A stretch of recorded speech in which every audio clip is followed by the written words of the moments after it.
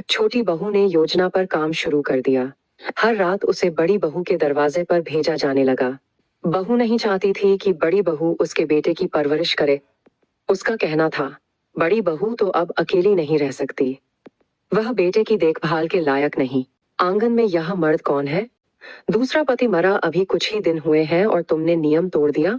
बड़ी बहू बोली, वह मेरा दूर का रिश्तेदार है। नियम कैसे तोड़ा मैंने? छोटी बहू बोली, तुम्हारी नजर उस पर है, बस यही गलत है।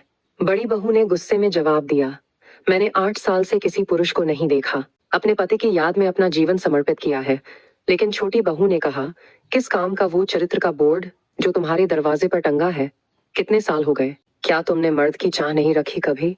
फिर छोटी बहू ने बेटे को छीनने की कोशिश की, बच्चे की परवरिश मैं करूंगी। पर बुजुर्गों ने फैसला सुनाया, बड़ी बहू को ही बेटे की परवरिश करनी चाहिए। उसने हमेशा परिवार के लिए सब कुछ किया है। छोटी बहू को अब डर लगने लगा। उसने उस नौकर को आज ही बड़ी बहू के पास भेजने का आदेश दिया। आज ही जाओ, अपनी ट्रेनिंग का इस्तेमाल करो।